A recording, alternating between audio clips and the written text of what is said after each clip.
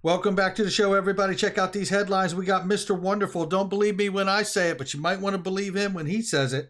How about the SEC on a Bitcoin ETF? How about an XRP exchange-traded product? We got Israel's central bank. We got Swiss preparing for big countries and big banks to fail. We got PricewaterhouseCoopers and Ripple Connections. Say what?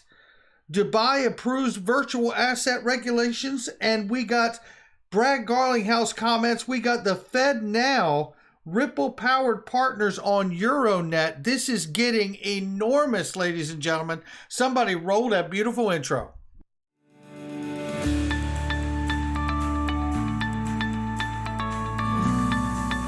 Digital Perspectives with Brad Kimes. Come on in.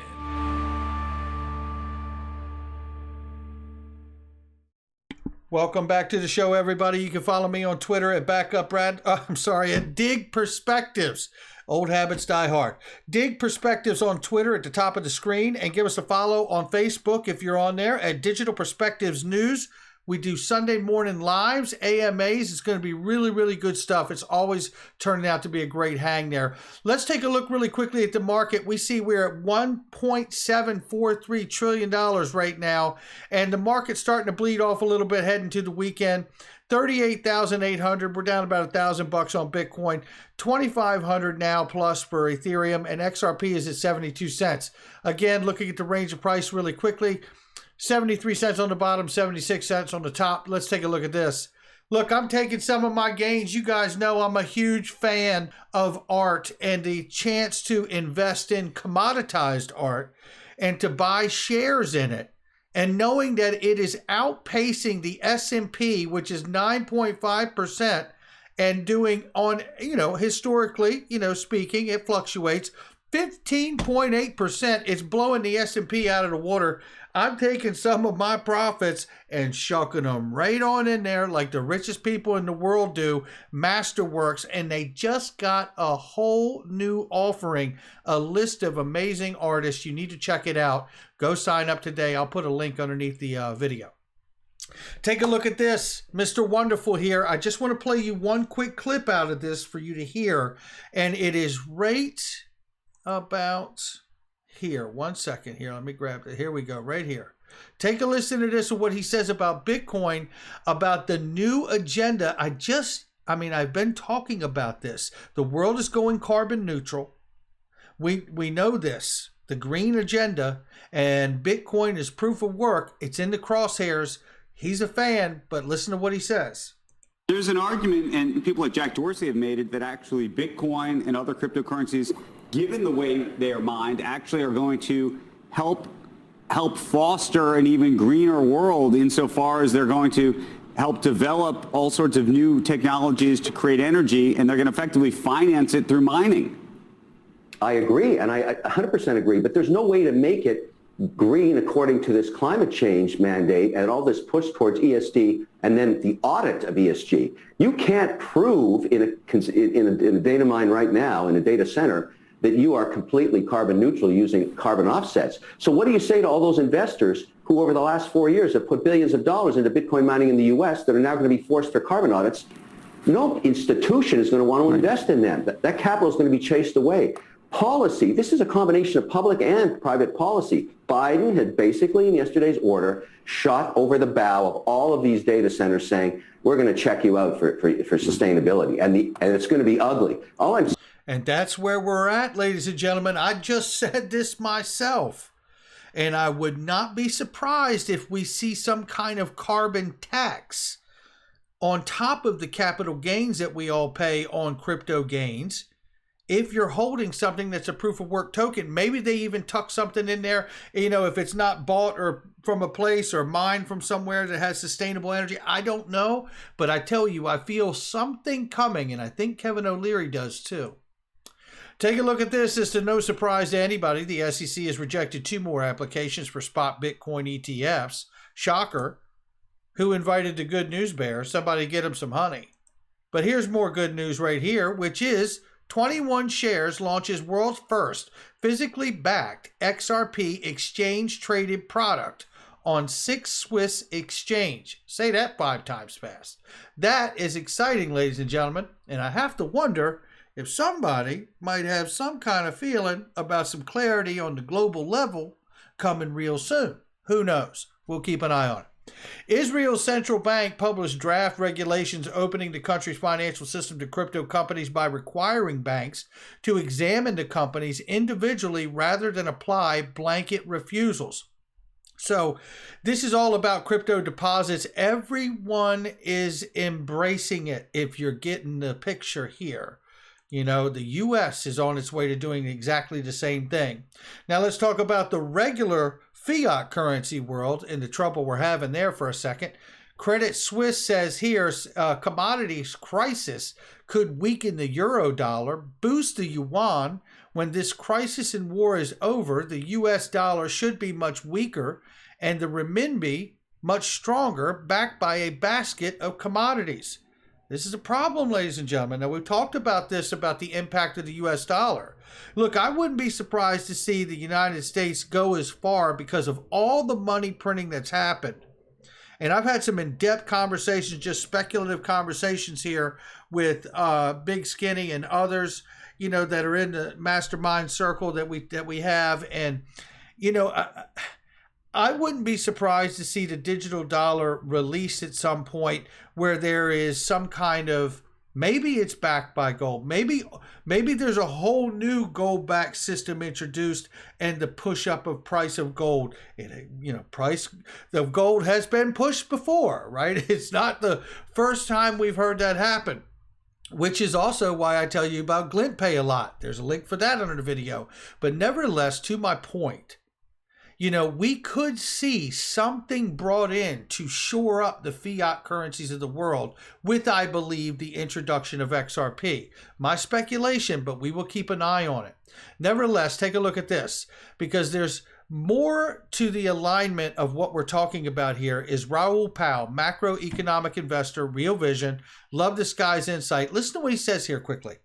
Can do other countries. I mean, I'm in Utah right now, and the taxi driver, I always chat to the taxi driver, and I asked him where he's from. He said, Sri Lanka. I said, how's things in Sri Lanka? And he said, terrible. I said, why, what's going on? He said, well, people are out in the streets rioting or protesting. There's massive queues outside the gas stations. I said, yeah, gas prices are high. He goes, well, that's not the issue. The issue is the government's run out of dollars to pay for that. So they just didn't buy enough gas. So there's not enough gas for the country. These are the kind of linkages that happen in situations like this. If Russia remains out of the global system, which looks increasingly likely, then we probably have a big liquidity problem. And that spits around the world in various ways, whether it's countries who are trying to get access to dollars, banks trying to get access to dollars, or whether it's credit spreads widening as people pull back, trying to assess the risks that are going on. And there you have it right there. And I mean, this is speaking to what's going on here. And listen, very real things are taking place here because of all of this that's happening. You know, it's just not a YouTuber, talking about this. Look at this. The Swiss government, in fact, wants to set up a new backstop, allowing the provision of state-guaranteed cash. Should one country's big banks fail. So one of the country's big banks fail. Wow. What country could that be? What big bank could that be? I don't know. I mean, look, I really don't know the answer. I mean, the first knee-jerk reaction I get is like, is the Fed going to fail? Because they're the ones that have been printing all the money. I mean, it certainly could be somebody else. Here's the sad commentary. The sad commentary is that the world is in such a bad way when it comes to the financial world and liquidity crisis. There's a long list of the amount of banks that it could be. But it doesn't stop them from looking towards the future, and the future is telling the banking and government world that there is going to be a collapse. And it's all going to be a cascading effect. Which really brings me to this from the Digital Pound Foundation. I think it's right and timely. Move money like information. That's the quote, the wonderful quote from James Wallace, Ripple's VP of Central Bank Engagement. Why is that so important? Because we're hearing about the liquidity crisis and the shortage that's going on. We understand that is a cascading effect because these central banks are not siloed islands. They are all connected together. There are larger implications of cutting Russia out of SWIFT than just to cut them out and hurt Russia. There is a little bit of the we're going to cut our nose off, spite our face, because the world is doing business with each other. Now, I know it's the right thing to do. I know it is. You know it is. We got to suffer some pain in order to get them to feel a whole lot more pain so they stop killing people like babies and women, right? I mean, it's horrible what's going on. So, but the point is, coming back to it here, is that because there is a huge liquidity crisis, because the banking and financial world is so connected, you're going to need to reignite the global economy. And one of the ways to do that, I believe, is through the use of XRP and the XRP ledger and what it can do for the formula of the velocity of money.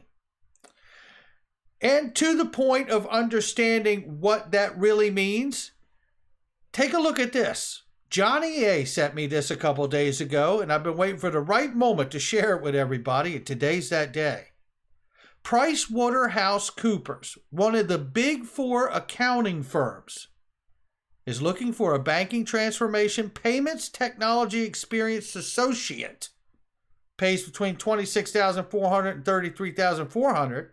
And you need to have an understanding of cryptocurrency and Ripple networks. Well, I'll be damned. And then just to make sure, I went there today and pulled it up real time, live for you. Thank you to Johnny A again. Right here. Ripple networks, baby. The big four accounting firm is looking for an average employee to have knowledge of cryptocurrency and Ripple networks. How about that? Things are changing everywhere, including in Dubai. Dubai passes virtual asset regulatory law and regulations, and it's huge because what do we know? Ripple, back in 2020, opened up a Dubai headquarters as blockchain firm Moles leaving the U.S., but they did not, and I don't believe they will.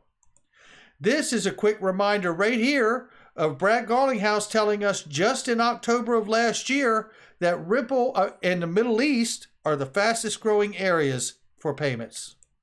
So what additional momentum have you been able to build into the Ripple growth story? Have you been able to come to any new agreements? Because a lot of the cross-border payments, the big channels, come through this part of the world. It's really true. I mean, this is a major centerpiece of remittance networks, and certainly the immigrant populations here in the Middle East, and certainly here in the kingdom, between India, Pakistan, the Philippines. And so, these have always been populations which pay very high fees for their remittance traffic. And what we're focused on is bringing those down.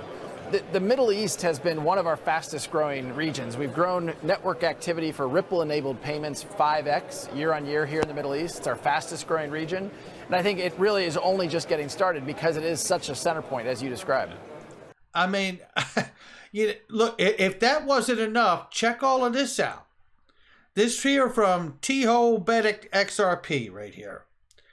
This one seals the deal for him. It's EuroNet and their Ripple-connected REN payments platform featured by Federal Reserve's FedNow showcase real-time cross-border payment capabilities of EuroNet using payment rails of EuroNet's RIA and Z, both Ripple-powered. Take a look at this right here. This is pretty remarkable. If we get into this, what do we see right here? I'll tell you what we see. EuroNet Worldwide and its REN payments platform featured the Federal Reserve's new FedNow service provider showcase. Take a look at this. If you get into this, you'll see here it's real-time ISO 20022 standard.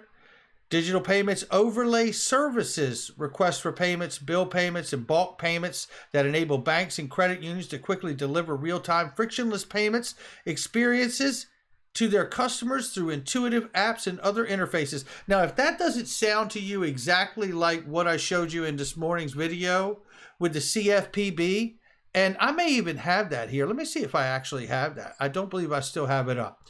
But I just showed you again the CFPB, the Consumer Financial Protection Bureau, who absolutely absolutely has already approved Ripple and XRP for cross-border payments in that agency.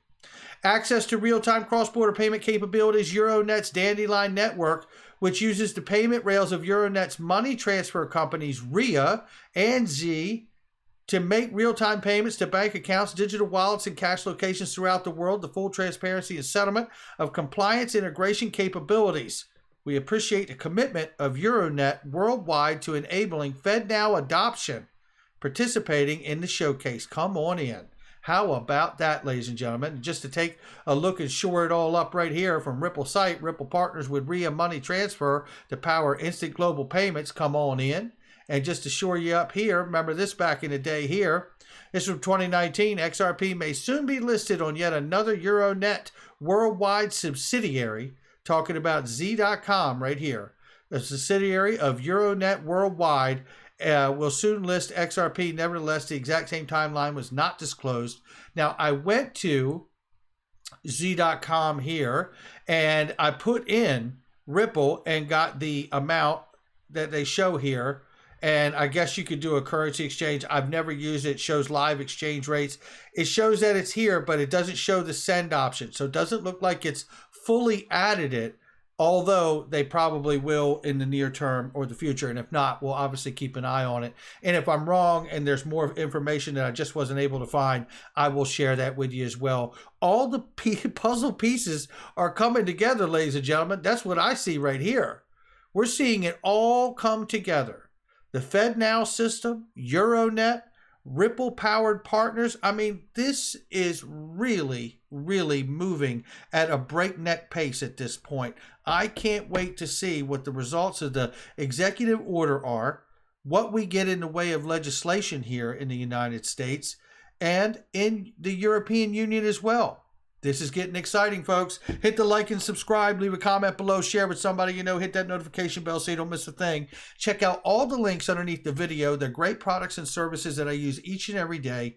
And they got great specials and deals, but you got to click the links to get them. I'll catch all of you on the next one.